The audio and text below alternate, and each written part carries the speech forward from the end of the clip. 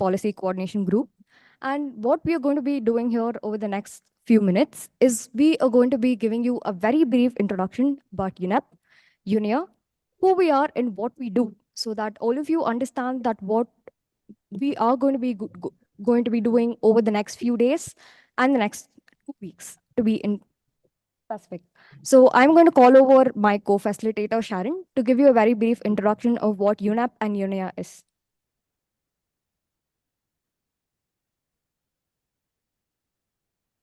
Good morning, everyone.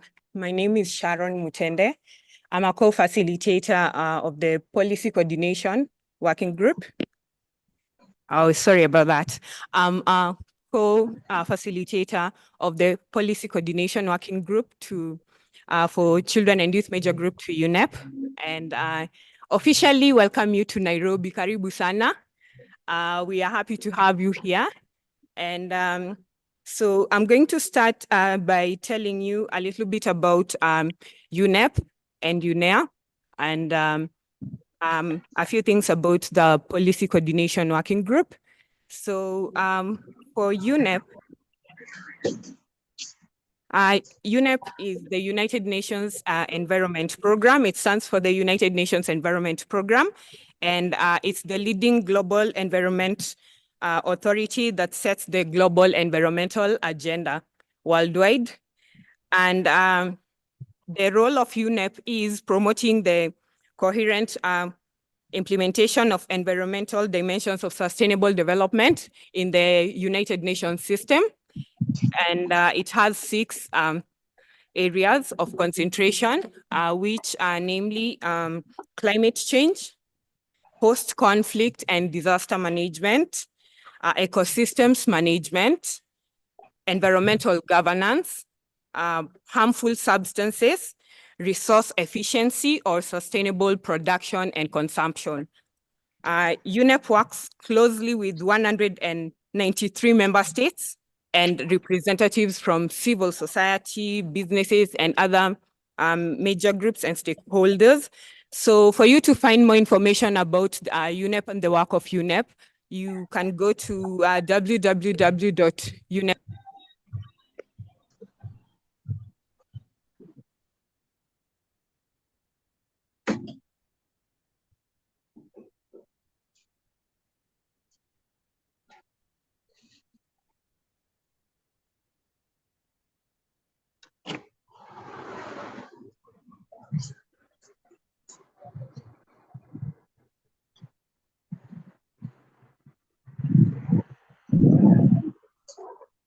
Most of us have traveled far and wide to come to Nairobi to participate in the Global Youth Environment Assembly and also OECPR and UNEA.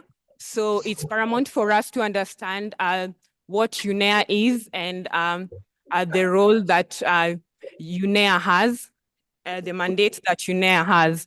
So UNEA stands for United Nations Environment Assembly, and it's the world's highest level decision-making body on environment with a universal membership of all 193 member states that are UNEP member states.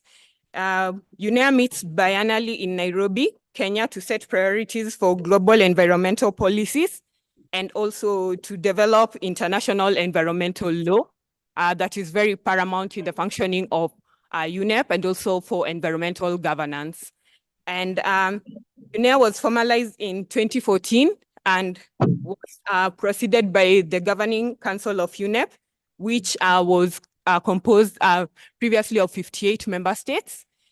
And also a major fact, and the reason why we are here is that major groups also got formalized as the civil society engagement mechanism in UNEA and the subsidiary bodies.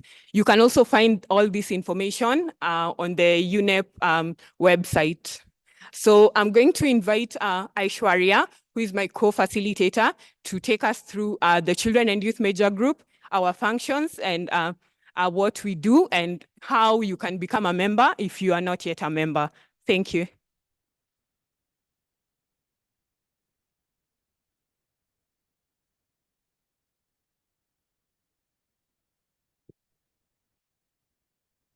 Hi, colleagues. So, who are we and what do we do? The Children in Youth Major Group is one of the 8 major groups which forms a part of the stakeholder engagement of UNEP. What we do is that we engage with all environmental policy processes under UNEP itself. So, how do we do this? The work of CYMG can be divided into three. The first is the capacity building sessions that we undertake.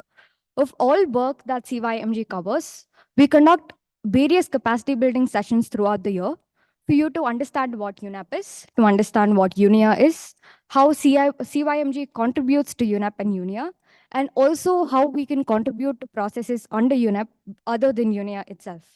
But apart from this procedural capacity building sessions that we conduct, we also have various capacity building sessions relating to all multilateral environmental agreements that are under UNEP itself. So if any of you are interested in listening to any of this, so that you can get an idea of what agreements and what subject matters are being dealt with under UNEP, you can always contact any one of us, or you can head over to our YouTube channel to see all of the recorded videos that have been uploaded there. The second limb of our work concerns policy inputs and advocacy itself. So we conduct various meetings throughout the year in order to conduct and collect policy inputs in all subject matters that are being dealt by UNEP, not only under UNIA, but under various other conferences that are being held by UNEP throughout the year. So, in order to do this, the CYMG has various working groups, both in terms of themes and in terms of regions. In terms of themes, we have working groups such as the Environmental Law Working Group, Chemicals and Waste Working Group, Environmental Human Rights, and various other themes. So, to show you a very flatline structure of what the CYMG, of how the CYMG works, we have regional groups, we have working groups, we have the Expert Advisory Committee, and above which we have something called the Global Steering Committee, which consists of all of the focal points of the working groups. We have accredited organizations to UNEP under this CYMG. We have the global coordinators who are Zuhair and Gubin. And we also have the OFT who take care of all of our procedural aspects of functioning. So this is a very flatline structure. So everybody is welcome to contribute equally to the way in which the constituency functions. So our third limb of work is more about policy inputs. And to understand how CYMG gives policy inputs to UNEP, it's important for us to understand how UNIA works majorly. So the UNIA has an intersessional subsidiary body called the CPR, which is a committee of permanent representatives.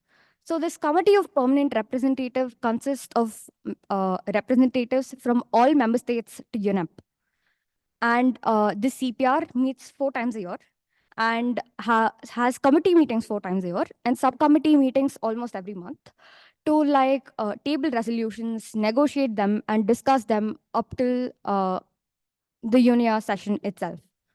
So what we do as CYMG is we participate in all of these sessions, subcommittees and committee sessions, and all of the policy inputs that we gather through our consultations are delivered by members in this subcommittee meetings and committee meetings.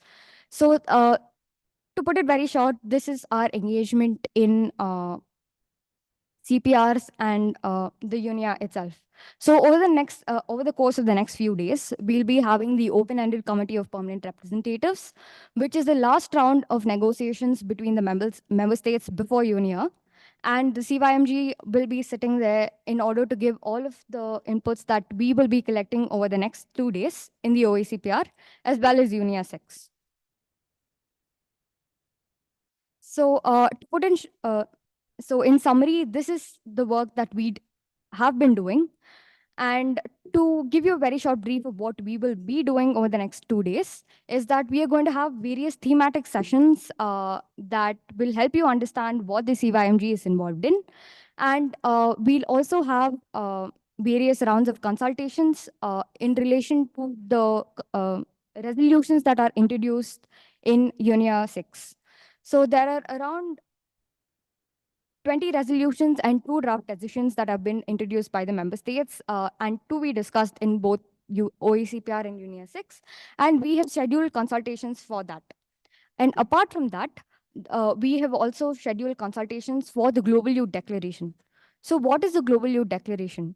It is the output document that we are going to be presenting at the end of the Global Youth Environment Assembly, which is tomorrow. This is a very short, condensed summary of all of our demands, all of our expectations, and all of our commitments. It outlines all of the policy concerns that we as a major group think should be addressed by UNEP. It highlights all the policy solutions that we think should be considered by UNEP. All of our commitments, basically what we as a constituency can do in increasing stakeholder engagement, especially youth engagement, and what we expect from UNEP in order to help facilitate such youth engagement. So I will end my presentation here. I hope it was helpful to people who were not really familiar with how the constituency functions. If you have doubts, please feel free to approach any of us and we can help you out throughout the course of the next 2 weeks. But I hope all of you have a great learning experience, but also take back to your homeland great memories from over the next 2 weeks. Thank you so much.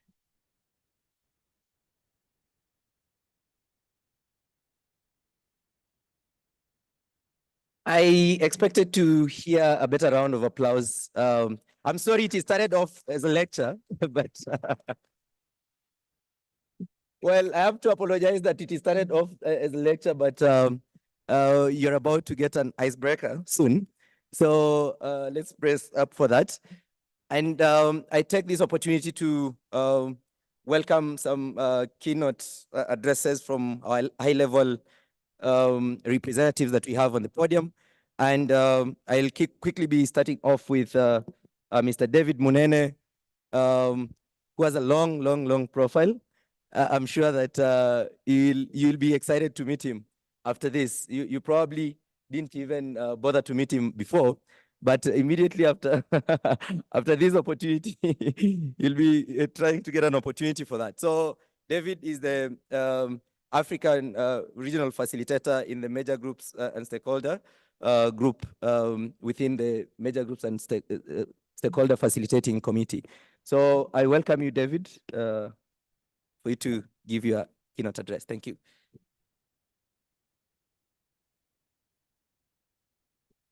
Thank you very much, Alphonse. Alphonse tends to ignite the nerves of anyone who is coming after him by heaping praises that might not be very accurate.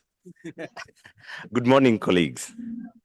The Deputy Executive Director of the UN Environment Program, Mrs. Elizabeth Maruma Mrema, Her Excellency, the Swedish Ambassador, our very good and youthful, energetic Principal Secretary in the Ministry of Environment, Engineer Festus Ngeno, representatives of government, distinguished delegates, colleagues facilitating the Children and Youth Major Group and stakeholders, all protocols observed, ladies and gentlemen. Habari zenu. Good morning. Now that's Atisa carrying forward from what my colleague Alphonse just requested you to do. Make sure that you learn something in Swahili before you leave, but also trust but verify. I would like to look back to the years when I first came to the UNEP, and it was in this very room that I first made my maiden attendance. I had been thrown into the deep end with the sharks that were hungry, having fasted for quite some time. Because when I sat in the rooms that you're sitting in, and this is for those who've come for the very first time, it's just to make you feel comfortable. I left the campus with my heart beating in my ears, and they were very hot. I remember how I felt like throwing up when I was passing through the flags going outside, because I did not understand a thing they said. They were speaking in acronyms, and it sounded like gibberish or a language filled with the spirit. But when I asked my executive director, what should I do next time? He told me there will be a next and another next time. Show up and show up again.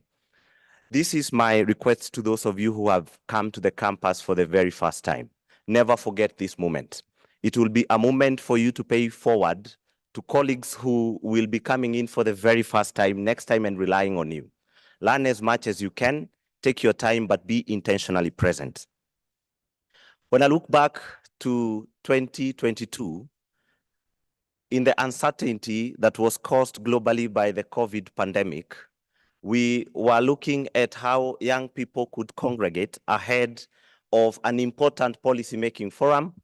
And the idea of the Global Youth Environment Assembly was born way before then, but the implementation was shaky. As you would recall, the 5th session of the United Nations Environment Assembly was held in 2 sessions because of the COVID pandemic.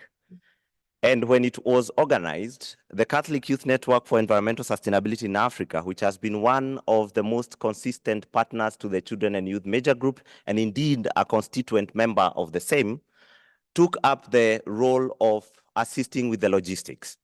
We are very grateful that we were able to run a successful first session of the Global Youth Environment Assembly, then hosted by the Stockholm Environment Institute Africa just behind. And this gave us some new insights and learning points. One, that young people congregate at the United Nations Environment Assemblies, sometimes having not formed a collective position of what direction they would like to see the decisions taking. And therefore, the United Nations Environment Assembly being the highest decision-making body on the environment, I think, ladies and gentlemen, you are well placed to say that this is the only youth forum that is set to give input to the highest decision-making body on the environment. If that is the case, then the Global Youth Environment Assembly, organized by the UNEP Children and Youth Major Group, has got to be the highest input-giving forum for the highest decision-making body on the environment. Now, the UNEP has been very, very supportive of the Children and Youth Major Group and also other major groups and stakeholders. In my region, Africa, where I work closely with my brother Ayman Shakawi as the regional facilitators, we have seen immense support, and especially from the Governance Affairs Office through the civil society unit, and I would really like to thank them for working extra hard and diligently so. They might always remain behind the scenes, but they make this happen without your knowledge sometimes. I really want to give a shout out and thank the civil society unit for doing extremely well. Madam Executive Director, you might remember a time when the term faith was alien to the UN spaces. But your immediate predecessor, Ms. Joyce Msuya, worked very hard to make sure that every voice was included. On the other hand, when you were Executive Secretary of the UNCBD, you worked extremely, extremely closely and at the grassroots level to ensure that even faith-based organizations were listened to. You are here, young people, because of the Children and Youth Major Group. But some of you have got organizations that are doing fantastic work back at home and even on the ground in the country. I bet that it is the first time for some of the Kenyan delegates here to have come to the UN campus, yet we have hosted the UN campus since 1972. And I would like to challenge all of you to engage in this space because this space is more open than when I was youth. I'm no longer youth. That discloses my age. It tells you how old I am already. But that time we would scramble for space. Now you are invited to the space. It is the first time, I think, for a very long time that I have seen a room full of young people in the UNEP for such an important forum. I think we need to give a clap to the UNEP for what they've done.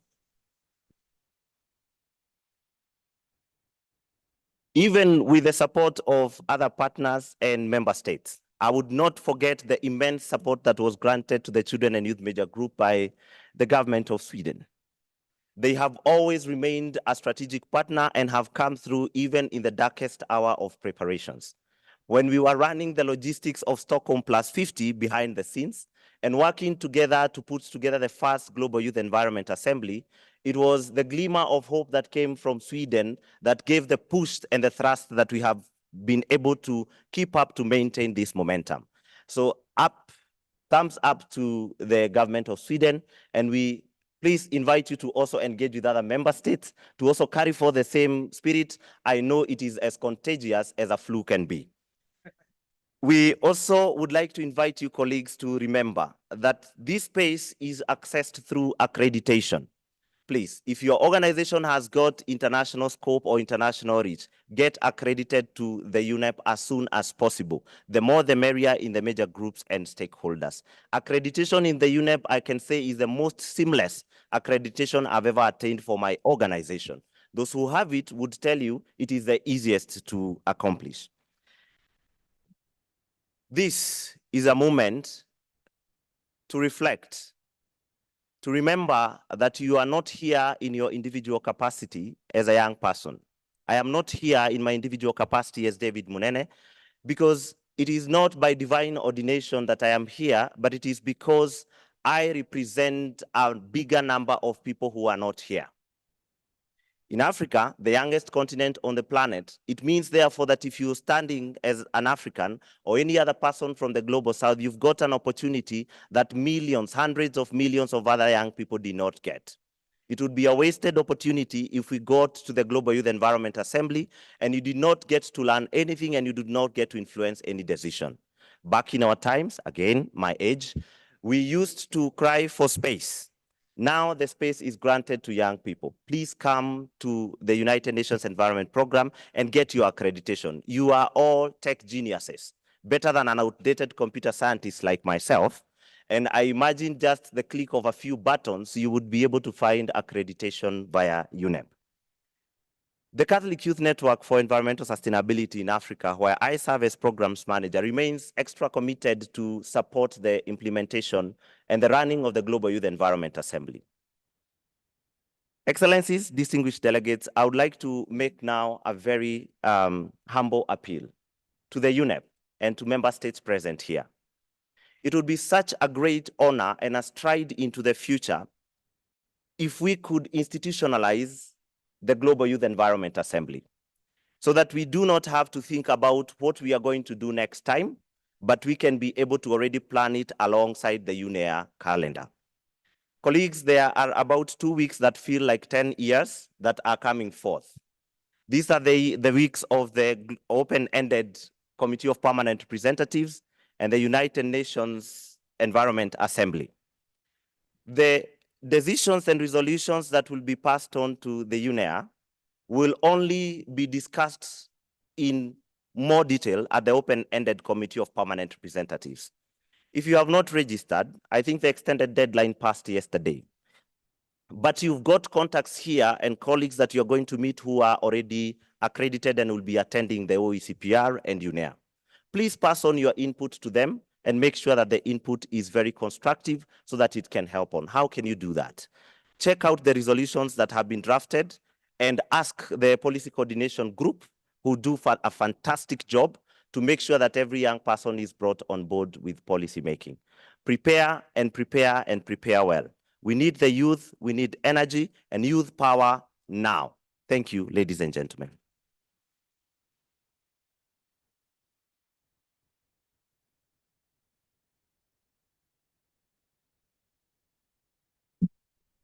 Now I stand to be proven wrong, because I think I had prepared you for this. And we better learn how to give people a better round of applause, please. I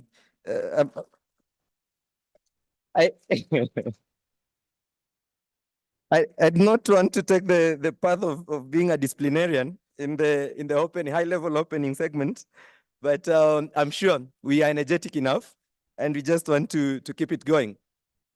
So in the same breath of also really thanking the missions that really helped us to put this Global Youth Environment Assembly together, I'm now honored to invite to the podium Mr. Simek from the deputy head of mission at the EU delegation to Kenya, to also give a keynote address, also thanking them really a lot for coming in to support some youth from the European Union region, but also broadly the Global Youth Environment Assembly. Much welcome, sir.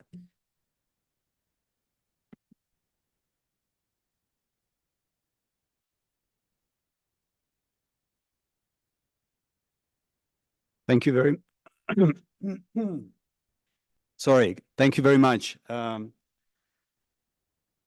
Deputy Executive Director, Ambassador of Sweden, Principal Secretary, ladies and gentlemen, dear friends, really an excellent meeting today, and what an exciting setting. I walked in the morning, and I know this building only from the small coordination meeting rooms, and they're not really so special, frankly speaking. They could be anywhere.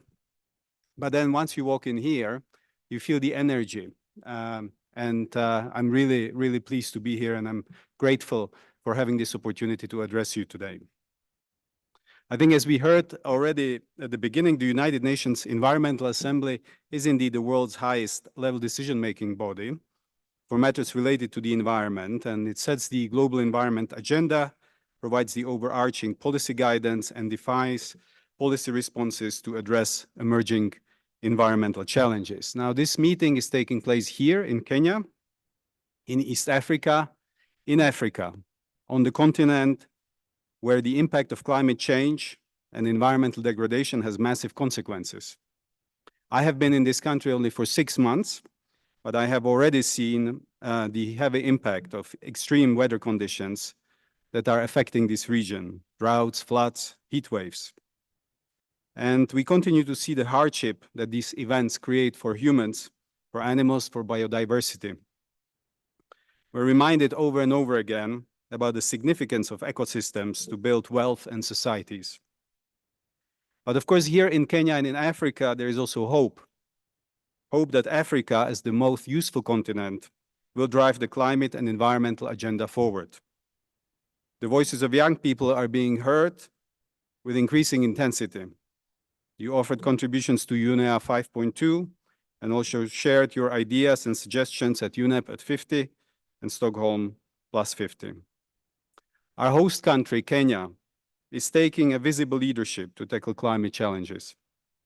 Kenya has proven that it is not an option to remain silent. The country is leading the way forward towards climate action, renewable energy, and the conservation of biodiversity in the African context. Kenya hosted the Africa Climate Summit with several really important and I think ambitious proposals in September last year, leading the world then up to COP28. And also in the context of the Africa Climate Summit, we had the Africa Youth Climate Assembly, which played a very active role. In the European Union, we are implementing the world's most ambitious agenda for growth and climate action. The European Green Deal will be reducing greenhouse gas emissions by at least 55% by 2030 compared to the 1990 levels. We are doing our part within the EU, but we are aware that to make a global impact and make it quickly, we also have to work very intensively with others, and especially with youth, people like you, who have the ability to shape what our world will look like in decades to come. And we have put in place both policy and funding to try to promote this cooperation. The Youth Action Plan is the EU's operational roadmap for engaging young people in our external action. The goal is quite simple: to involve young people around the world to deliver on international commitments. We rely on you. Engage, empower, connect. These are the 3 policy principles that we follow to get young people involved. And on the funding side, we have launched the Youth Empowerment Fund, an initiative worth 10 million euros, to provide support to youth-led initiatives in our partner countries. And the focus is again on implementation of the Sustainable Development Goals at local level, especially around environment and climate change. Young people like you have the opportunity to set and drive forward the agenda for future. You have the energy, the ideas, the ideals. You have the opportunity to be different from us. Don't copy our slow mode of working, the endless negotiations, the lengthy speeches. Overcome divisions, work together and focus on real action. Become our role model. You can do this now, during UNEA. My main message today is therefore be brave, be bold, be forward-looking. Look far ahead, on the horizon. Don't let the impossible stop you. What is impossible today may become or will become possible tomorrow. If you don't lead, no one will lead. I want to thank you all of you who will make these discussions vivid today and constructive.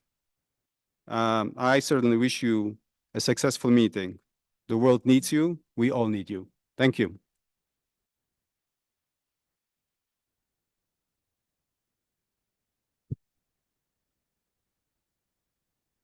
Thank you so much, Mr. Simek.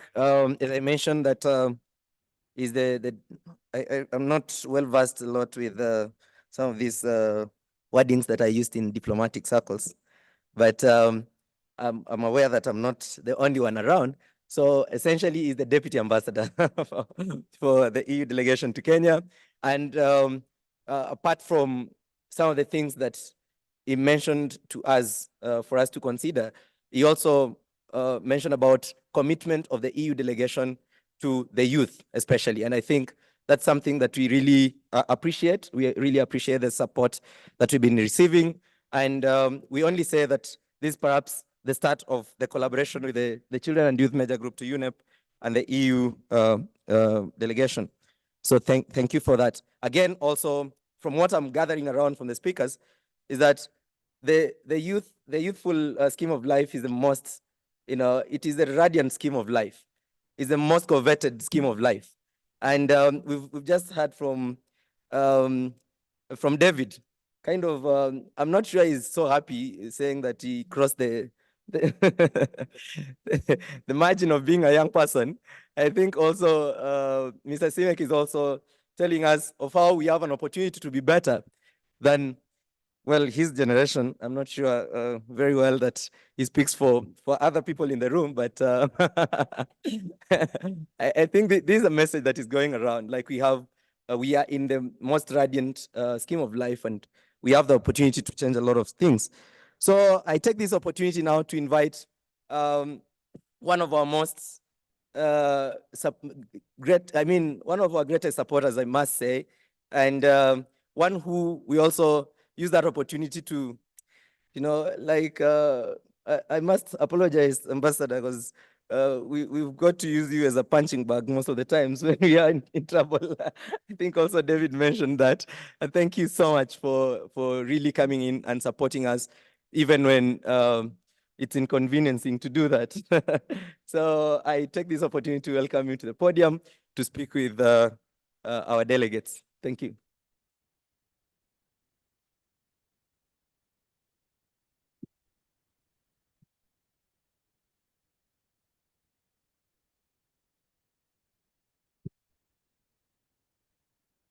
So good morning, everyone. My name is Caroline Vicini, and I am the permanent representative to UNEP for Sweden. I'm also Sweden's ambassador to Kenya, the Comores, and the Seychelles, if anybody is here from those other two small countries. And it is my true pleasure to be here. I start with all protocols observed, so we have acknowledged all the people here present. And I would want to say that I'm so happy to stand in this room, and I will come back to why. Half of the world's population today is 30 years or younger. So not only in Africa, I used to say in Africa, youth is already the majority, but actually you are the majority in the world. And therefore it's very important that you get your voice heard and the influence felt. Unfortunately, what we often see is that the word is ruled by those who are in a very small minority, actually. Those like me who are getting older, those like some of us up here who are men. It is important that democracy can be felt all through, and that you can also get your representation and your voices heard. Sweden has for quite a while now tried to support the influence of young people on environment and climate issues. And it has been said here before, and I'm really happy to see, therefore, that we have landed this youth assembly in this room. Because when this started, and it has already pointed out, the youth assembly was held next door. The host was the Stockholm Environment Institute, which is a global institute. Its headquarters is in Stockholm. It's mainly financed by Sweden, but it has offices all over the world, and it has its Africa office here in Nairobi. And I think behind the scenes was a midwife who is not here today. And I see that as a sign that this child is now running by itself, because the midwife is not here. And the midwife is Filippo Sano, who is the director of the Stockholm Environment Institute here in Nairobi. And he, behind the scene, has been extremely energizing and helpful and mentoring the youth and children's major group here in taking on these big responsibilities. Because I think we have to say that those who toil here every day of the year are really those who made you come here. Without them, this would not have happened. But together, we managed to get a youth participation in a youth assembly to UNEA 5 and to UNEP at 50, which was the big celebration here of UNEP's establishment. We managed to get a great youth participation at Stockholm Plus 50, which was the big conference that celebrated the 1972 environmental conference. It was the first time the UN took on environmental issues. Before, it had only been political, economic issues, and so on. But 1972, this famous conference took place, and which gave birth to UNEP. And since then, United Nations have been engaged in the environment. We also had together managed to get a youth assembly for the African Climate Summit. And that was fantastic. That happened in a very short time. It was a few months only. And we had a magical evening at the Swedish residence here with all the young Africans that were here representing the continent and participating in this great initiative by African Union and the Kenyan government. And now we are here, and we are here in this room. And I think that is so important. You might say one room or another room, what does that matter? But the fact that you are now on the inside of the fence, you are at the UN, I think that is the sign that you have taken your place and you will remain. Will you remain? Yeah, well, that was a bit weak. I hope you are more convinced than that, because I'm actually convinced, and I want to thank Elizabeth Marema, the Deputy Executive Director here, who is a good friend and who has been also working very hard to make this happen. And I think it is very symbolic to have you here. I have looked upon your agenda, and I think it was presented to you here. There is so many occasions to engage. I want to lift up one of these many, many engagements that you will have a chance to have, that I think is a fundamental work that's going on for the future of the globe and the Earth, and that is the INC, the internationally legally binding instrument on plastic pollution. The mandate was agreed upon at UNEA 5.2, and it has a very short time for negotiation. It has to be ready to 2024. And this is an extremely ambitious effort to take on the whole life cycle of plastics. Sweden, I will not hide that, we are part of the High Ambition Coalition who wants to see this full life cycle of plastics included. There are other forces, there are other countries who want to pull this in a different direction. And I think we are all aware today that we even have plastic circulating in our blood. And we cannot let this planet choke by plastics. So I think it's very important that there is a youth engagement. Plastic definitely has a role in this world. It's quite important, for example, for food preservation and for many other purposes. But we need to get a hand on it. We need to get the control, and we have to do that jointly and internationally, and by a binding convention. So I would really like to ask you to engage on that topic when you get the chance here. The negotiations are not taking place here during YEA. It has a cycle of its own. The next meeting is taking place in Montreal in Canada. But I think it is important that you are informed and that you are able to engage when you come home with your own governments on their stance on this. Your presence here in YEA is a sign of what we call meaningful participation. And that is participation in these international negotiations, in the agreements that we need to make on a global level to move this forward. But we feel it's also important that you can become key stakeholders in the green transformation that is now ongoing. And as we heard from my colleague from the EU, that you help us and help your own countries to not make the same mistakes once again, particularly the global south, where the development is moving forward. Move forward in the right way. Do not make the mistakes that we have done in Europe, the US, and the Western world. Do it in a smarter way.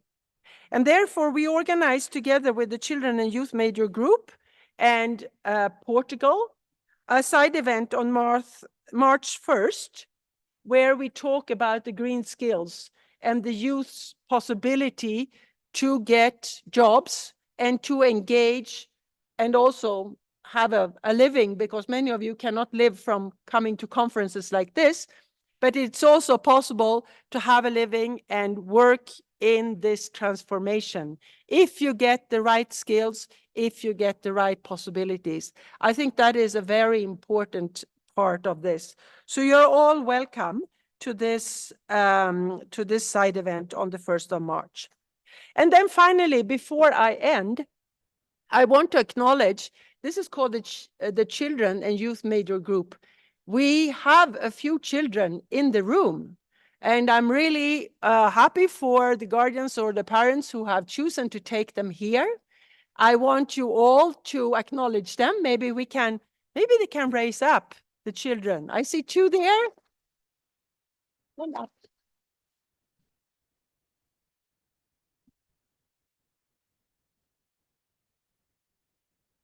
No, you. So I think that the children, I say to the youth, engage with the children, because they are going to take your seat next time, maybe.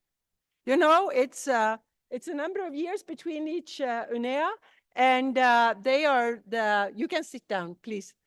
And they are here early, they are here to learn. And also, children are extremely important change makers. To have a well-educated child on the environment at home, I can tell you, they nag you to do the right thing. Shouldn't we walk instead of take the car? Should we sort our garbage? Should we do this? Should we do that? I think that is extremely important. I have a daughter who became vegan because of the way animals are treated and because of the how animals are treated today. And she has influenced me to eat less meat and to be more environmentally conscious about what influence the things we eat has on the environment. So each child makes a great job influencing maybe 1, 2, 3, or 4, or even more that they have in their family. So take care of these children, treat them well, bring them on, and take them seriously. Thank you very much.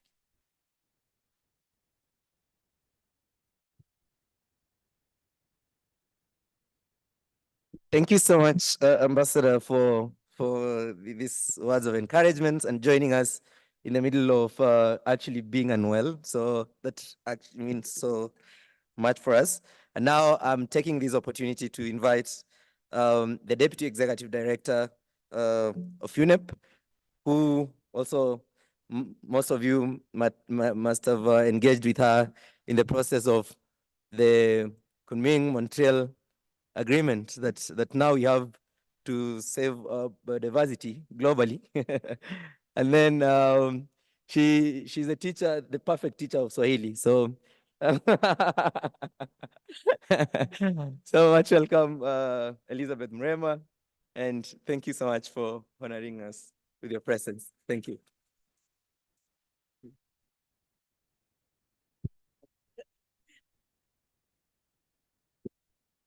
Probably I should ask, am I allowed to speak in Swahili then? The youth, the children, good morning to you all. Oh my goodness, this is not the youth children energy at all. And I would like to repeat, good morning to you all. Now you are youth, now you are children. I mean, the earlier voice is the voice of me and the ambassadors here and Engineer Ngeno, not yours. So, karibuni sana, Kenya. Karibuni sana, UNEP. Karibuni sana to the Youth Assembly. I think those two words, you can leave them as at least two words to learn for those who do not speak the language. And another important one, we need to greet each other. And I would like to hear how Kenyans will respond. Habari zenu?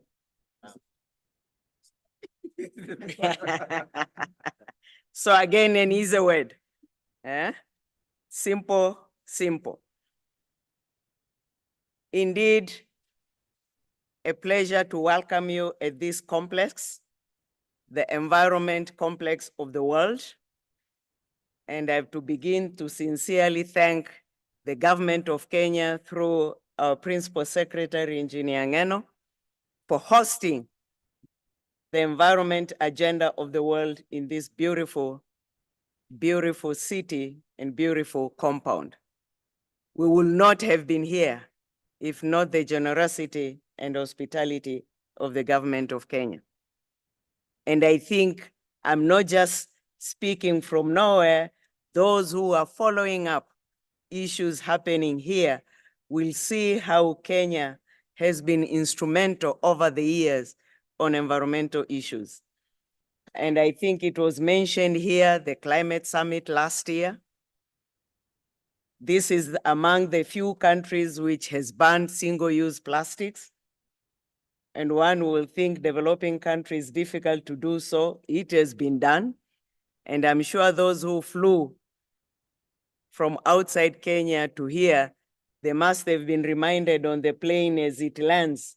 Please, if you are carrying plastic bag, begin hiding it. Was this done? Most airlines will announce to show you how strictly that ban has been. And Kenya shows it in practice, not just in words. And those good developing countries, many have not succeeded. I don't want to mention them here, but majority have not succeeded. Have succeeded in terms of reducing by making people buying them when you go shopping as opposed to total ban. But with the plastic negotiations going on, the ambassador has mentioned, probably will lead us there. So indeed, again, thanks, many thanks. We are in this global headquarters of the environmental management agenda. Our mission is simple: to secure the future of the well-being of you, me, and this planet. So consequently, it is particularly a pleasure to see the young and the children, the dynamic, the committed people gathered here today to discuss these environmental matters which affect you, but also affect your future. As the ambassador has mentioned, that future many of us will have disappeared. It is your future, and through you, their children, and those yet to be born. And we know there are many. Which future are we going to leave them to inherit? So really, we need to guard. It is your future. After all, it is your generation and that of the future generation, which will take forth the responsibility of bringing about the really and lasting change in your own livelihoods and the planet of today and tomorrow. And you are the game changer. The changes have to happen with you. And the ambassador, Caroline, clearly also gave few examples. Not surprising, we have our children with us. The changes have to begin at your own home, not outside the boundaries of your home. Home. If we don't begin looking at how we look at environmental issues just at home with your parents, I don't think we can go outside. So if we succeed there, then you will put pressure to us as parents to do the same, and that then will upscale outside. I would like sincerely first to also thank all of you for participating here. Not just these 2 days.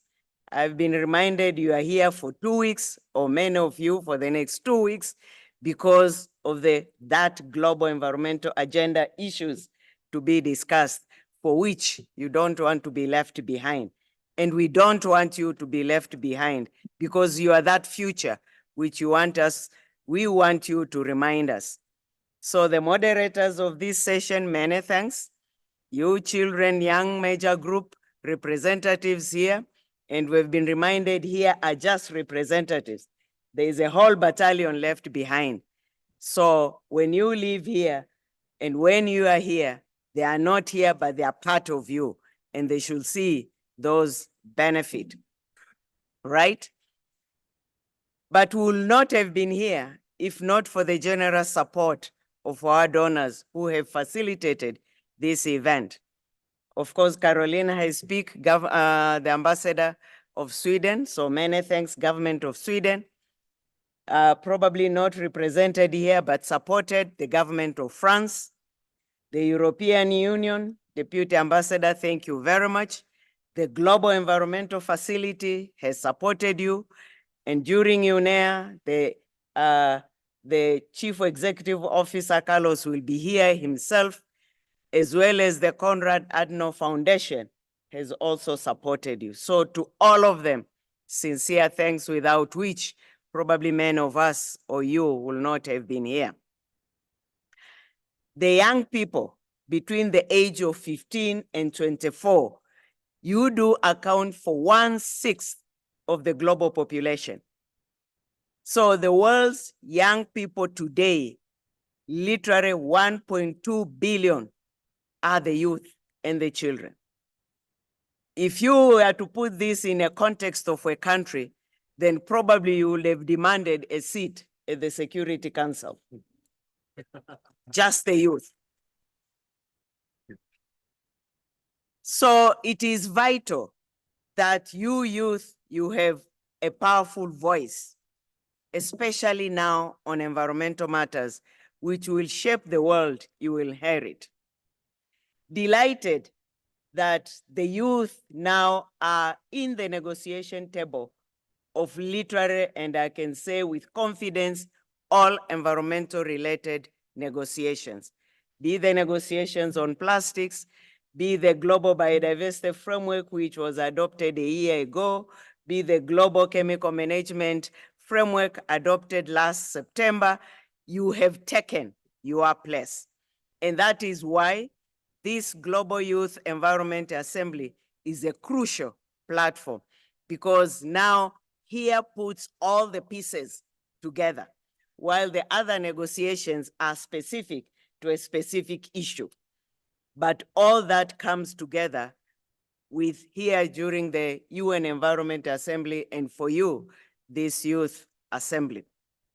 So together with you as young environmentalists and advocates from around the world, you get to meet, to exchange ideas, to produce the Global Youth Declaration on Environment, which I understand you are looking forward to present it at the 6th UN Environment Assembly in a week's time.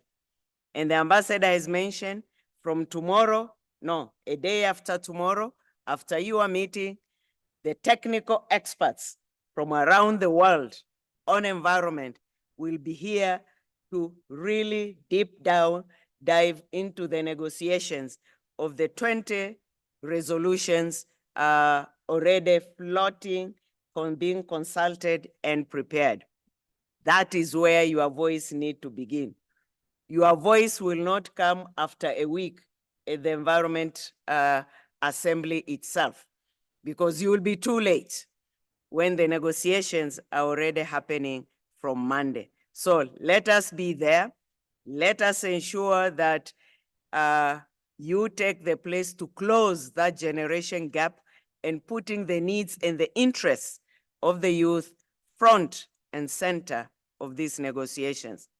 And let us be clear, while everyone is affected by climate change, and we all talk about biodiversity loss or pollution and waste, it is the young people who are the most affected and vulnerable. Why am I saying so? The young people, many have lower incomes, have less capital, and what does that mean? You are more exposed to the climate shocks when we talk of floods, sea level rise, deforestation, desertification, which are happening as the result also of biodiversity loss. And many of the young people today who live to, and it's you who will live to see the next century or 2100. And by the time, just as the Intergovernmental Panel on Climate Change, or IPCC, reminded us, we likely experience extreme climatic events yearly rather than once a century, as was the case in the previous generation. And we can see the shocks now virtually happening almost every other day, if not every day. The other centuries, it was not the case. So we need to begin asking questions, and then who then will be most affected? And no wonder that also the recent survey had found that the younger population or young people in every country are mostly and more likely than the older people to view and see climate change, biodiversity loss, pollution, and waste as an emergency. And you see, when something happens, immediately becomes an emergency. It is flood, it is drought, and here, Kenya, where we are, the last 5 years without rain, we have seen the impacts. We didn't need to be told. And this, if such impacts, it means they become an emergency. They have to be dealt there and then because population is suffering, people are dying. So in tackling this emergency, it means we can also create and use the situation as an opportunity. And the International Labour Organization has estimated that green economy initiatives, such as supporting green energy efficiency or improving energy efficiency, boosting renewable energy generation, or investing in electrical vehicles, could create 8.4 million new jobs for young people by 2030. So these are the opportunities of taking care in terms of avoiding what we will call emergencies. Not only that, we here in UNEP, engaging with the Great Green Wall Partnership and collaborating with the government of Gambia, and we all know how big or small the Gambia country is. But there, we are restoring over 10,000 hectares of ecosystems while establishing 166 sustainable businesses. This is not only to create green jobs, but it is also to enhance the quality of life for the young people and their communities. And currently, again, UNEP, we are leading what we call the UN Decade of Ecosystem Restoration, which takes an approach of a global scale.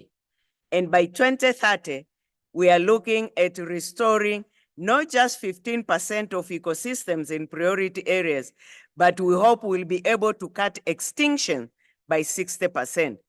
And I know all of you, you are so active in social media, more than us here, except David probably.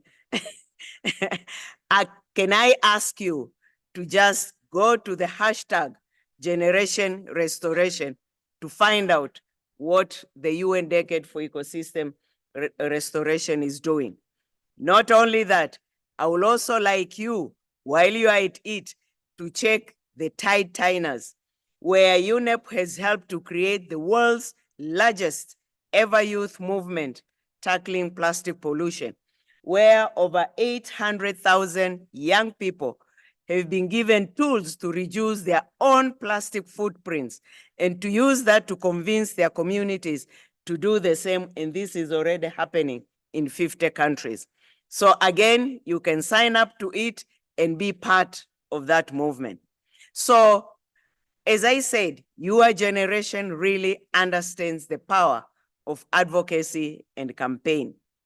And that's why every year, here at the United Nations Environment Program, we also celebrate the Youth Champions of the Earth, which basically is also showing case not just to activists, but also artists, entrepreneurs, scientists aged between 18 and 30 who are working to protect and transform the planet for the better future. And we give ideas and projects which we give them a global platform to be able to further your causes and inspire others. And during this UNEA 6 period, we will have what we will call a Gala for Hope or Gala of Hope, which will be open for nomination period during this 2024 to be selected among those UNEP Youth Champion of the Earth Award. In conclusion, and I repeat, the power of the youth, the power of the children should not just be a slogan. You should make it a reality. Not surprising, unlike in the past, that the youth today, you are well organized, as we can see here. I know the civil society unit, the major group unit of the governance affairs in UNEP has been given credit, but all we have been behind the scenes. You, through your own leadership, you have been on the driver's seat to organize this event. And we can see the room is full as the result of that. So I think I'm right to say now you are well organized, and that I can see will be the same as already been indicated before, will be done during this assembly. And not just better organized, because you are well organized, that's why you are also recognized in the multilateral processes and given a seat in the negotiation table to give your views and recommendations, which, and I think I'm rightly to say, recommendations well considered and many also adopted. Otherwise, then your seat will not have been there. So that is the seat we need to guard. If it means put screws that it doesn't fade away, let's do so. Because this is the great opportunity you need to hold in your heart and not to lose it. As we face the triple planetary crisis of biodiversity loss, pollution, and climate change, the spirit and the energy of the youth will be the greatest resource. So please, let us unite, amplify your voices, take the powerful messages to the world leaders coming to the UN Environment Assembly.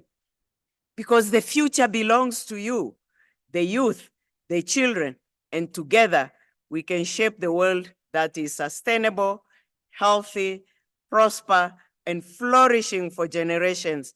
The generation of your own generation, but more so the future generation to come. Thank you very much.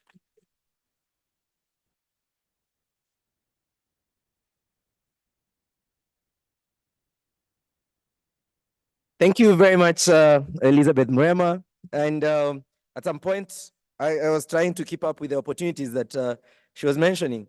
I lost the count. So that tells you that it's an open slate. We have very many opportunities as young people, using also, I think she mentioned the power of social media and even hashtags, you know. So in the same breath, I'll also point you to the hashtag we are using for the Global Youth Environment Assembly, Youth for People and Planet. So hopefully we can make it trend as we also take advantage of those opportunities, in the course of it, support the work of UNEP in the broader sense and implement most of the things that we already have in paper. So now I'll be inviting the person who has the mandate of welcoming us all here in Kenya. I think at some point he told me that Alphonse, power is taken, not given. And that's why I've been welcoming you all. But we have to apologize for overstepping that mandate. I think he's a person who is in his place to welcome us all here. Thank you so much, sir, for honoring us with your presence today.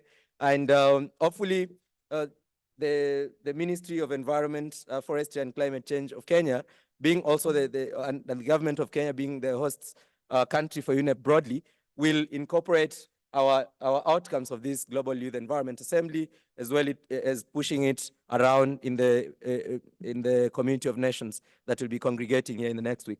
So I welcome you, Principal Secretary from the State Department of Environment and Climate Change, Government of Kenya. Let's give him a round of applause, please.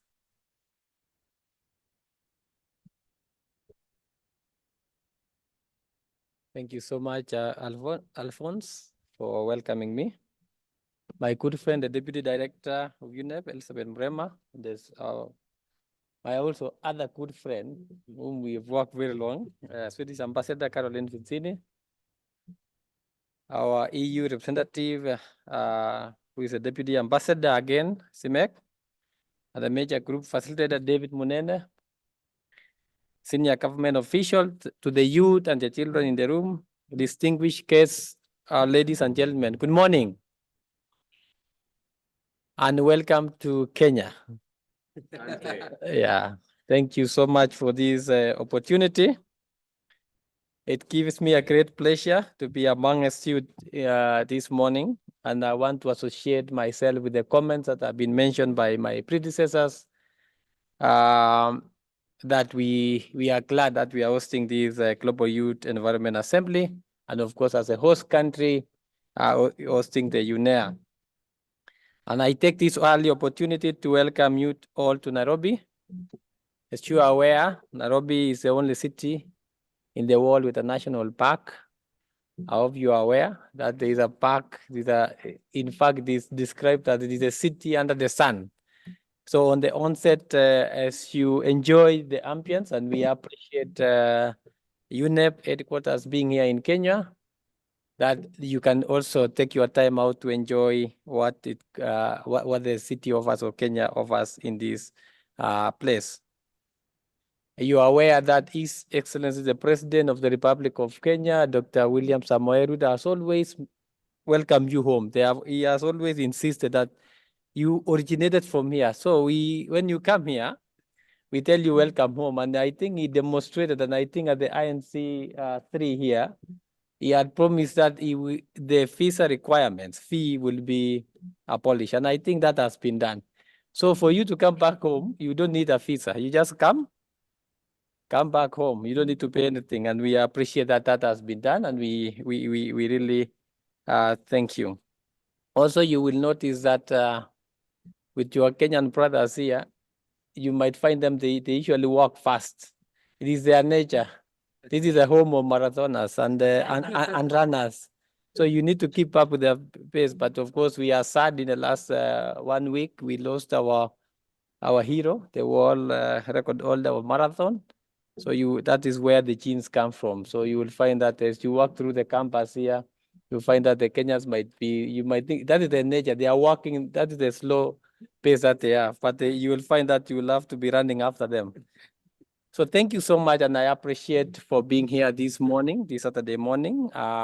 Receive greetings also from my cabinet secretary in charge of environment, climate change, and forestry, Honorable Soipan Tuya, who are supposed to have been also here with me, but of course with the AU Assembly, where the matters of the Nairobi Declaration, the Africa Climate Summit that we hosted in September are being ratified at the extraordinary General Assembly meeting at the AU. And that is important for us because it ties up to what we are discussing at this UNEA.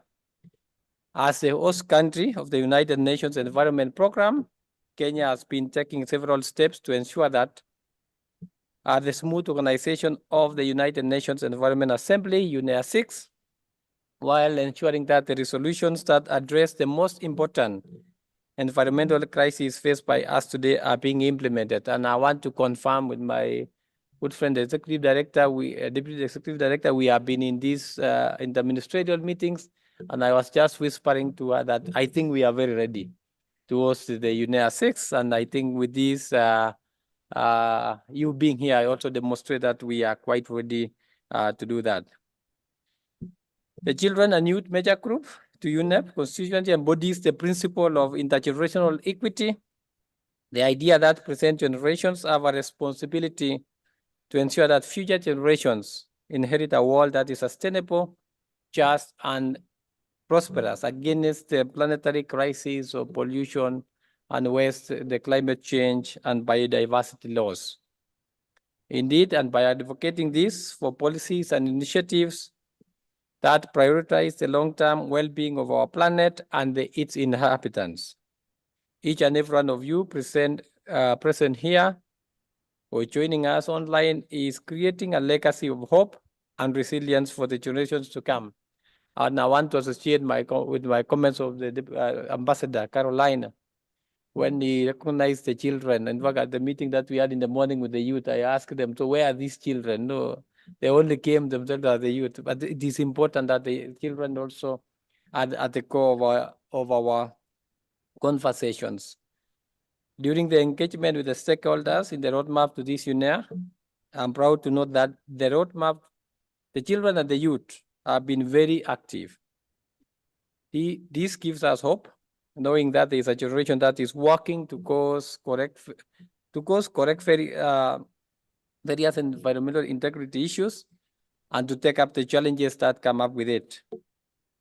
The inputs and the interventions constantly delivered by youth and children in both national and international meetings on matters of environmental management, conservation, climate change, and biodiversity loss gives us hope that the future generations prioritize the health of the planet and the people. Youth and children are therefore out to shape the global environmental policies to ensure that we achieve the UNEP's set goals. And it's important to emphasize that we really value the position of the youth and children in every conversation. I acknowledge the Children and the Youth Major Group to UNEP. I have a proposed draft of Global Youth Declarations, which of course, and I have been informed that in the 21 draft proposed resolutions that if there is someone who is following and tracking it, and that is how serious these guys are, that they don't want to be left behind. No one, even a comma, should not be left or a full stop, which I believe will be presented during the plenary, and we will support as a member state. The draft declaration is evidence of all your efforts, collaboration, and perspectives.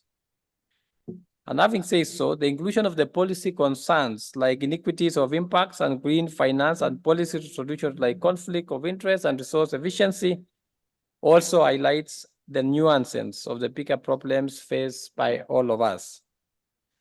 I hope that the commitments given by your constituency in this declaration will help member states to UNEP to solve some of the recurring problems.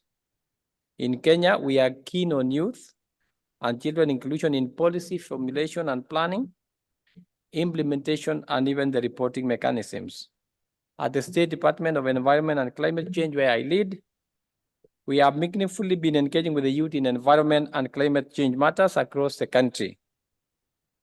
For example, during the development of our National Climate Change Action Plan, Phase 3, 2023-2027, we have ensured that the youth and the children consultation processes were prioritized. And for the first time, we have included a new priority area on the youth and children in our National Climate Change Action Plan, with clear strategies of meaningful youth engagement in climate action. So in the other two chapters that we have had, or other the Climate Change Action Plan 1 and 2, we never had a chapter for the youth, but on the Climate Change Action Plan of 2023-2027, we have deliberately made sure that the youth and the children chapter is prioritized, and that is important for us as a country. We are also committed to sustain this meaningful engagement of youth and children by developing a youth and children engagement framework that includes a comprehensive mapping of active youth initiatives in the country, engaging on different environmental issues. The State Department has also ensured that the youth involvement in climate policy decision-making by including a youth representative in the National Climate Change Council. You are aware, we just amended our Climate Change Act of 2016 to provide for carbon markets. But while we were doing that, we recognized that at the highest apex of decision-making on climate change, we provided a position for the youth. It provides an overarching national climate change coordination mechanism in the country. We have also supported self-organized youths during the Africa Youth Climate Assembly as a precursor to the inaugural Africa Climate Assembly or Summit. And as an outcome, the youth presented the Africa Youth Climate Assembly declaration, which was presented to the heads of states and governments at the summit. And I want to confirm that at the 37th Extraordinary General Assembly that is happening today and tomorrow in Addis, the Nairobi Declaration is being considered by the entire AU. And therefore, your efforts are not in vain. I think we are in a good trajectory in that respect.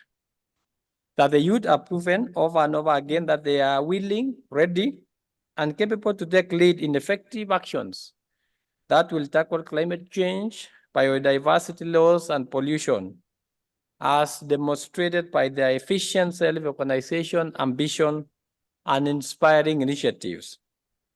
I appeal to all of you to fast-track the implementation of your own initiatives on different environmental issues, and hope that in the next assembly we can seek or we can take stock on the status of implementation on the Global Youth Declaration of the Environment.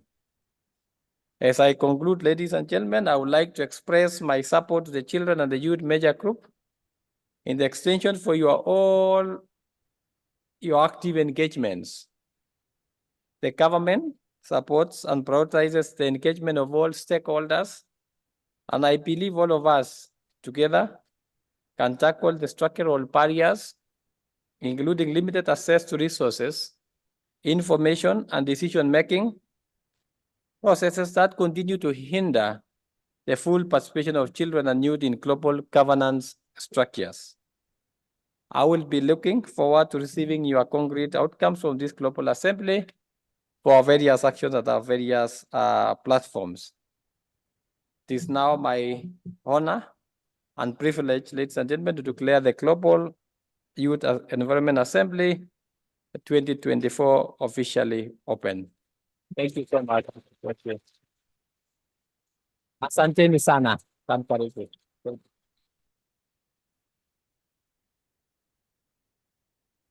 Thank you very much, Engineer Festus Ngeno, the Principal Secretary, State Department of Environment and Climate Change.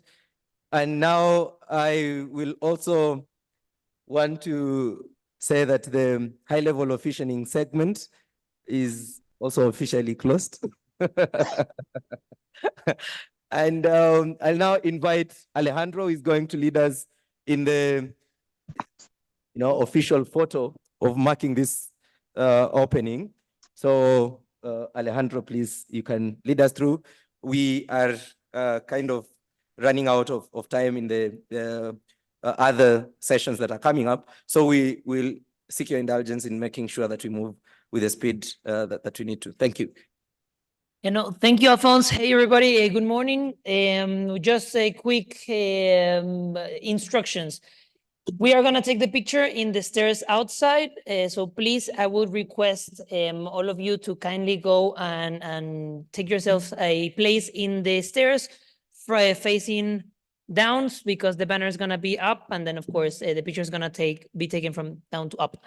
So please, I'll welcome you all, because we're going to return after that picture. Immediately, we're going to return to this room, because we're going to continue with the opening session with the Children and Youth Major Group, a little bit on the overview of the assembly. And thank you very much, everyone. Thank you.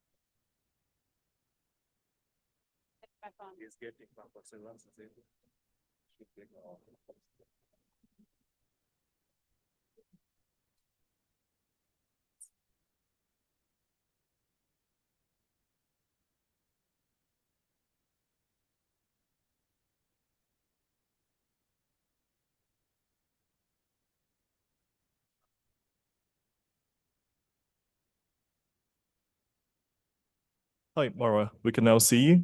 Please go ahead. Thank you very much. Dear guests, fellow young advocates, my name is Mara Aguilan, and I'm representing Yango, the Children and Youth constituency of the UNFCCC. And I want to start by acknowledging that the Global Youth Environment Assembly is a remarkable opportunity for us to come together, share knowledge, reflect on intersections, and put forward a unified message. The theme of YEA 6, effective, inclusive, and sustainable multilateral actions to tackle climate change, biodiversity loss, and pollution, calls for inclusivity and spells out the need for cooperation across thematics and across groups. In this context, two questions arise. How can we, as children and youth, tackle the triple planetary crisis? And how can we, as sister constituencies, maximize synergies to achieve this goal? And in the next couple of minutes, I'll share with you Yango's vision on these two questions. Firstly, on the role of children and youth in environmental action, I believe this is the mission of a generation. Just as previous generations faced their own share of adversities and united to bring about systemic solutions to systemic problems, so we are mobilizing to reconcile our species' potential for growth with the boundaries of the planet it inhabits. If our predecessors raised to the challenges of their times and brought about land rights, the right to vote, the 40-hour work week, social care, and gender equality, now seen as fundamental in many places around the world, so we today are building on their legacy and raising up to the challenges imposed by the triple planetary crisis by building a world in which climate justice and environmental protection will in turn be fundamental for future generations. Secondly, on synergizing work across constituencies, as sister children and youth constituencies, we are carrying the messages of a generation into the highest forum of negotiation, bringing young voices together into a harmonious choir, chanting clearly climate justice now and a shared future for all life. Our two declarations, the Global Youth Statement and the Global Youth Declaration, exemplify the multiple synergies within our work. The Global Youth Statement gathers the voices of hundreds of thousands of children and youth from more than 160 countries, crystallizing them into a set of demands. Our demands are concrete. We are asking for intergenerational climate justice, but we also indicate what this means in practice. Our demands are technically and financially feasible. Everything that we demand can be put into practice starting now, and it is only a matter of political will. The Global Youth Declaration shares similar objectives, gathering the recommendations of the youth delegates into a call for effective, inclusive, and sustainable actions to address climate change, biodiversity loss, and pollution. The statement and the declaration represent powerful advocacy tools. And you, the honorable attendees to the Global Youth Environment Assembly, can consider yourselves equipped with these tools. Master them, use them in your work, because the purpose of the Global Youth Statement and the Global Youth Declaration is for them to be turned from mere demands into policy through our dedicated work. Finally, by participating in the sessions this weekend, we are improving our skills, strengthening our ties, and tuning our messages to carry those of children and youth into YEA 6 and beyond, so that climate justice and environmental protection will at one point become as uncontroversial as the 40-hour work week. Thank you very much.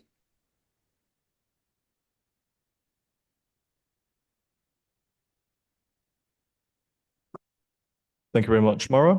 Up next, Abaniya from the Convention on Wetlands, representing the Youth Working Group.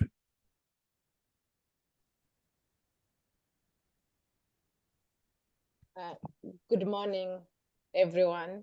I'm Josiane Abaniya, representing the Convention on Wetlands Youth Working Group, as you mentioned.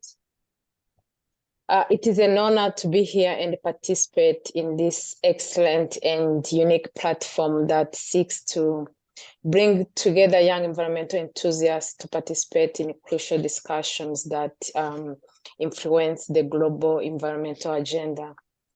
Youth engagement in global environmental governance is critical to creating a sustainable future.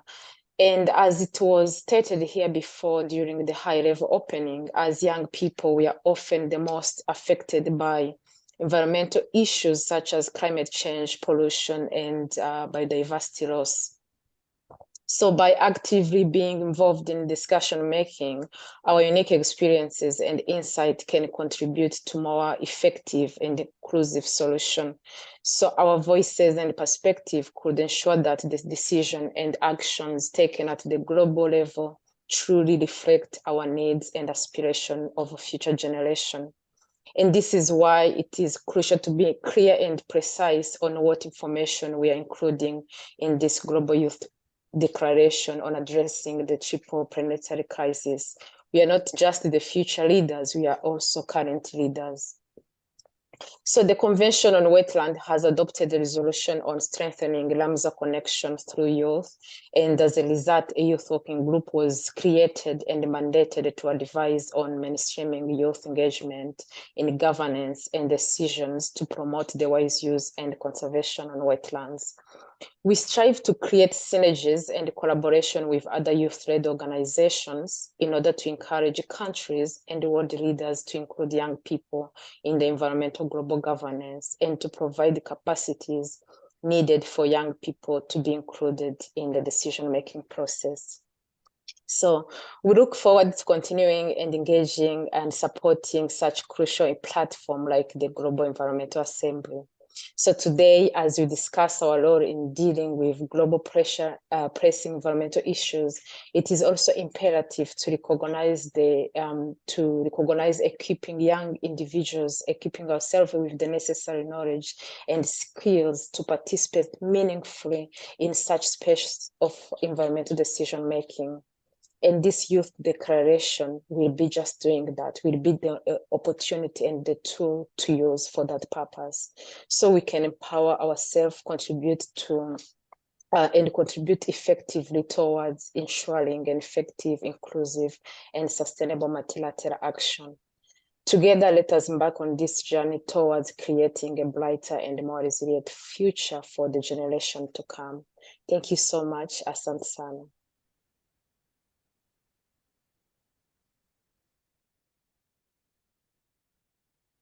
Thank you.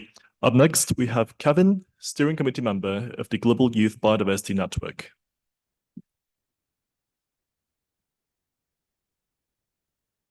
Thank you so much. All protocol observed, distinguished guests, colleague youth, good morning. Good morning. Thank you. My name is Kevin Lunzalu, and I'm happy to deliver this statement on behalf of the Global Youth Biodiversity Network, a global network of young people that has, for the past 12 years, been acting together in the global effort to stop biodiversity loss, and that serves as the youth constituency to the Convention on Biological Diversity, the CBD. We are happy to join this important gathering of young people who are acting, persisting, and leading the way to a better world. Young people continue to be afflicted by the climate, biodiversity, pollution, and social crises that are defining our lives and our futures. Colleagues, through our lived experiences, we understand that none of these crises are happening in isolation. As such, they are interconnected and therefore require systemic solutions that are rooted in the collective. In December of 2022, almost every country in the world adopted the Kunming-Montreal Global Biodiversity Framework. a global roadmap to halt and reverse biodiversity loss. The roadmap is a plan that sets us on the course towards a world that's living in harmony with nature. But not only if it is implemented fully, implemented by all, and leaves no one behind. All countries, agencies, and we as young people must always be responsive to our responsibility as stewards of the earth to address biodiversity loss in our diverse spaces. We emphasize that effective and equitable biodiversity action is necessary to fulfill the rights of all to a clean, healthy, and sustainable environment, and to ensure intergenerational equity, as it was alluded to by the Principal Secretary for the climate change and forestry. And to reach our climate goal of 1.5 degrees. Therefore, this also means that we must take care to ensure that our actions, including climate change interventions, do not cause unintended harm to biodiversity.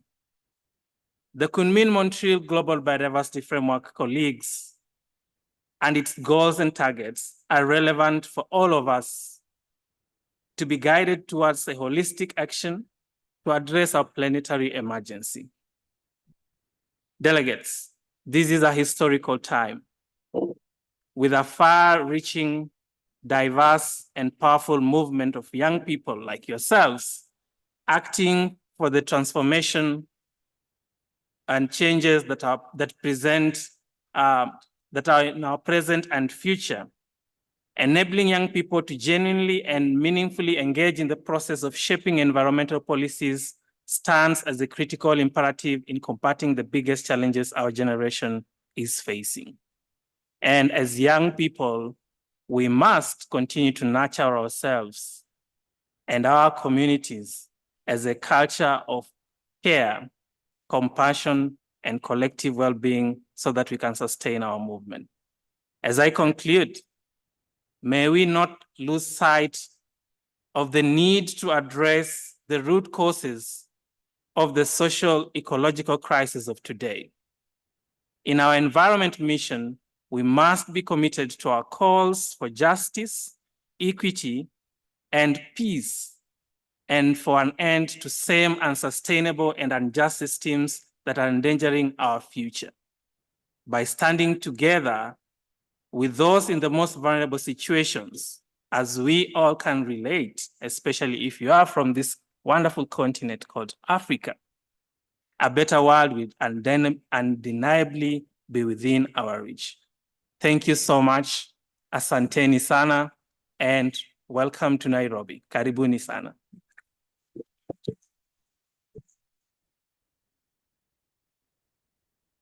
Thank you. As you're all well aware, we are running slightly over time, so I will be quite impolite and ask future speakers to be very, to give remarks a bit shorter. Next up, we have Shannon, Global Focal Point of the Chemicals and Waste Youth Platform.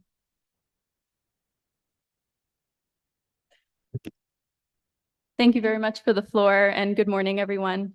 My name is Shannon Lisa, Global Focal Point of the Chemicals and Waste Youth Platform. In just about 2 years from launching our constituency, with a small team of 10 youth community advocates, early career scientists, and healthcare workers, we've now mobilized over 1,000 children and youth from every region of the world to share their experiences and needs for a chemical-safe, toxic-free future. Many of you being here at YEA, the premier decision-making body on the environment, have heard of the triple planetary crisis. While not a perfect representation of the far-ranging environmental concerns facing our shared world and shared futures, it does draw focus to the greatest interconnected threats. However, one of these has received far less political attention and resourcing than the others, despite being estimated to be responsible for 9 million premature deaths worldwide per year. And this is likely a very low estimate. Chemicals, waste, and pollution prevention has been neglected, lacked policy ambition, and has caused communities living near, or in many cases on top of it, to suffer devastating health consequences in silence for decades. Most critically, we believe youth have been the missing piece to not only raising visibility and accelerating policy, but in delivering real action on the ground to make water drinkable again, air breathable again, and land fit to live, play, and go to school upon again without fear of being poisoned by your environments. To bridge the gap of children, youth, and intergenerational justice in chemicals governance, a plan was devised from an all-youth delegation in March of 2023, actually in this very room, through the Chemicals and Waste Youth Platform's flagship project called Amplifying Youth Rights and Perspectives in Chemicals Governance. We've established strong youth engagement across policymaking spaces that in several cases for around 20 years had practically zero youth voices feeding into the decisions being made. In other words, those most harmed and experiencing greatest risk, children and youth, were being the least heard. In 2023 alone, we sent the first all-youth delegations to the conferences of the parties for the Basel, Rotterdam, Stockholm, and Minamata conventions, which you'll hear more about if you stick around for the chemicals technical briefing happening later this afternoon. However, I want to quickly highlight perhaps the greatest example of the kind of success achieved in driving policy change when youth are involved. Just a few months ago in Bonn, Germany, a new global framework on chemicals was adopted, which is to be the guiding North Star for how we shift to safer chemistry, improve public health, and cleaner environments for years to come.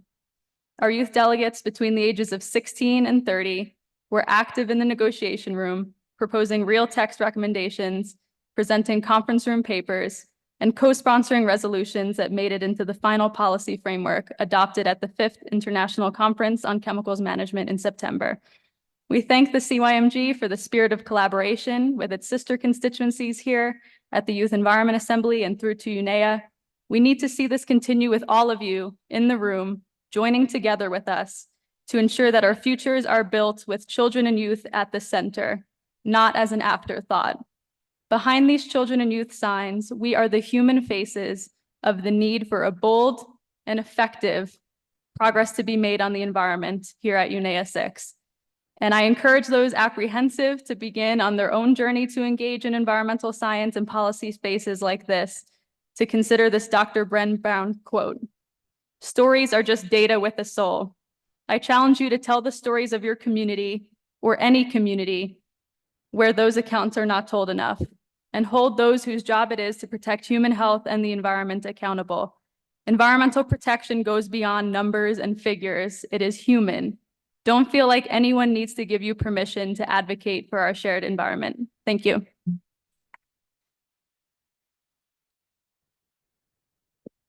Perfect. Thanks, Shannon. Next up, we have Terry Otieno, Global Focal Point for the Sendai Disaster Risk Reduction Youth Stakeholder Group. Please.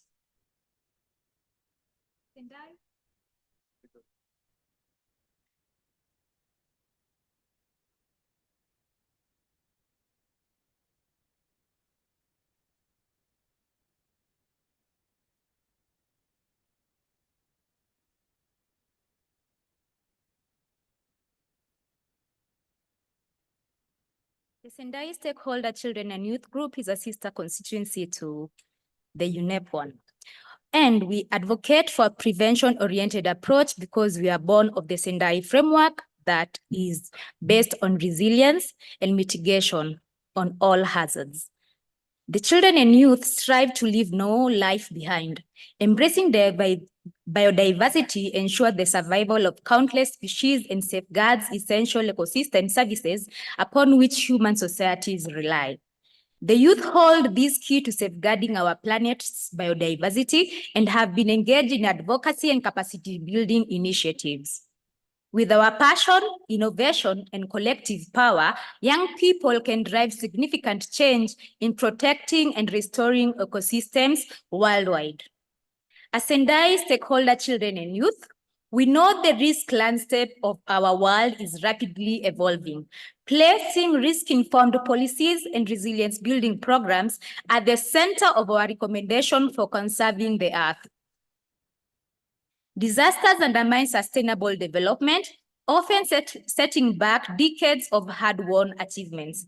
We call for a shift from managing disasters to managing risk that sharpen our collective endeavor to prevent and reduce risk and build resilience against current and future shocks and hazards. We request that disaster knowledge and disaster risk reduction be mainstreamed into global environment governance. We advocate for awareness of the importance of early warning and anticipatory action in reducing economic and non-economic loss and damage from conflict and climate-induced disasters. Finally, which is the more important, our message here today is that the youth are interested and are ready to make a positive difference in the triple planetary crises of climate change, pollution and waste, nature and biodiversity loss. We call for the government and civil societies to commit to support youth-led initiatives that will ramp up our effort in the preservation of our natural world. We welcome the financial support pledged by the UNEP to the youths, but call for the co-creation of eligibility and access policies to be more youth-friendly, to ensure that the financial resources reach the grassroots levels where the young people are at the front line. Let us all remember that there is nothing for youth without youth.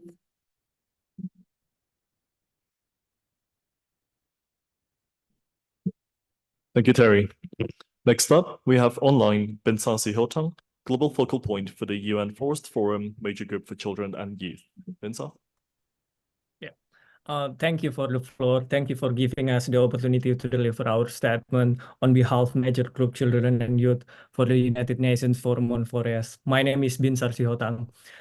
Distinguished young delegates, people often do not realize how important it is to take care of our forests when talking about making more money.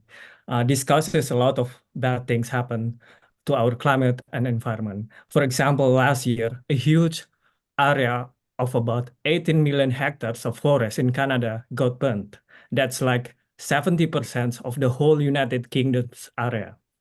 These mega fires release 480 megatons of carbon into the atmosphere. Also, the pledges made by the member state to end deforestation by 2030 is not really being taken seriously. Countries like the United States, Russia, Canada, Indonesia, and others are still losing a lot of trees. Therefore, we really need to pay more attention on and do better at keeping our forests healthy. As young people, we want to keep informing today's leaders and decision makers that forests are critically important for the rising climate and environmental issues. We call the policymakers, others, stakeholders to think about these three important things. First, consider restoring, protecting, and creating more urban green space under your jurisdictions. This aligns with the UN Decades on Ecosystem Restorations and has multiple positive effects, not only for the environment, but also for the livelihood and green job opportunities for the local communities and younger generations. Second, carefully evaluate national fiscal policy on sustainable forest management. This is crucial because forests bring in income not just through timber production, but this ecosystem also provide clean energy, clean air, clean water, and regulating the temperature of the environment. The third, start educating the younger generations about forests and the environment from an early age in the school curriculum. Creating awareness about forest conservation and environmental protections is essential. This way, children and young people will develop a better understanding of the importance of forests and the environment. This early commitment can inspire more people to love nature and appreciate the sounds of the forest. Finally, we believe that focusing more these three aspects will contribute to building a stronger and more resilient of future and achieving sustainable development and other global agenda while ensuring the well-being of the forest. Thank you. Thank you, Bensa. Next up, online, we have Asma Rabia, Global Focal Point of the SDG 7 Youth Constituency.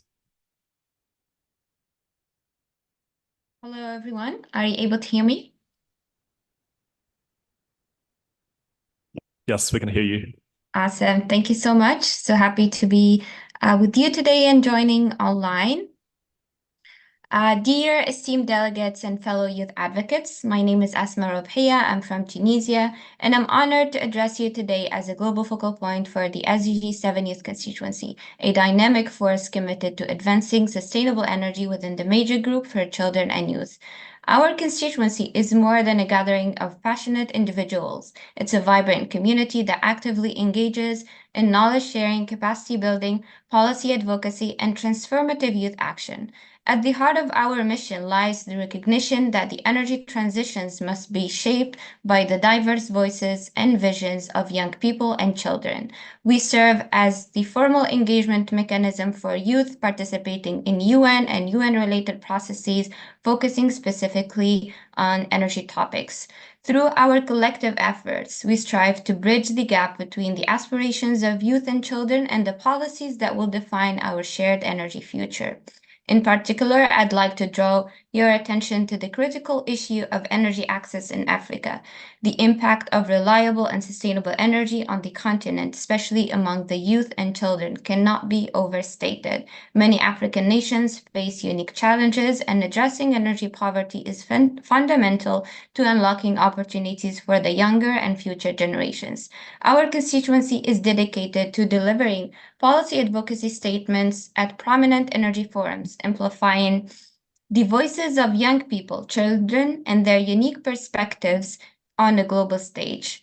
We recognize the importance of shaping inclusive energy policies that consider the unique needs of marginalized and indigenous youth, particularly those from the global south. Our recommendations consistently emphasize the principles of intergenerational equity and inclusivity. In our pursuit of a sustainable energy future, we propose concrete steps, including the formation of national intergenerational youth and children councils, and enhanced monitoring and evaluation of youth and children efforts. We advocate for non-formal education, recognizing it as a catalyst for empowerment, and call for increased attention to sustainable energy within global governance discussions, integrating it seamlessly with the broader issues like climate action, planetary health, and youth employment.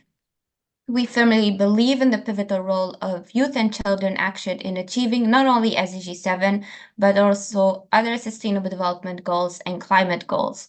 By fostering visibility, inclusion, and participation in the sustainable energy space with a particular focus on energy advocacy, we strive to contribute meaningfully to a more equitable and sustainable world.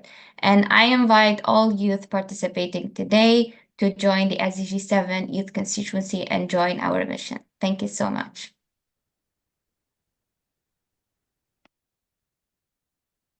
Thank you, Asma. Last but not least, we have Omnia Anfer, Secretary of UCAN UNESCO. Good morning, everyone, distinguished delegates and fellow youth advocates. So my name is Omnia Anfer, and I'm the Secretary of the UCAN UNESCO Network, representing the African Youth Climate Hub. So I have an honor to address you all here today, especially in this very special occasion, the Global Youth Environmental Assembly. So UNESCO Youth Climate Action Network is an innovative platform connecting youth climate networks from all over the world to enhance cooperation and upscale youth-led climate action and research. It embodies the collective aspirations of young people worldwide. Through the lens of the African Youth Climate Hub, which is an initiative of Her Royal Highness Princess Lala Hasna, UCAN takes on a profound significance. It symbolizes our commitment to harnessing the energy, the creativity, and resilience of African youth to confront the environmental challenges head-on while upholding the values of UNESCO, promoting education, scientific knowledge, cultural diversity, and communication for sustainable development. As we gather here today, let us acknowledge the unique challenges facing African youth in fight against environmental matters to ensure an equitable access to resources. However, let us still celebrate the immense potential and determination of African youth to drive positive change and build on a sustainable future for generations to come. Let us seize this opportunity to listen, learn, and lead. Thank you so much.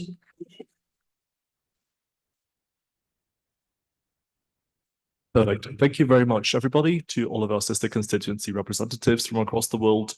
That marks the end of the opening plenary. What we have now is we have a somewhat more logistical challenge. We have 2 sessions running concurrently. In CR1, we have the session on a children's rights to a safe, clean, and healthy environment. In CR3, just across the hall, we have a session on youth engagement in science policy interfaces. We'll give you probably 5 minutes to figure out where you want to be and to make the adjustments. Again, if you have any questions, let us know. The focal point for the children's rights session is Kartik. Can you just stand up and wave? That's the person for the children's rights session, and Olga for the science policy interface. Olga, can you stand up, wave as well? Where are you? Should I be across already?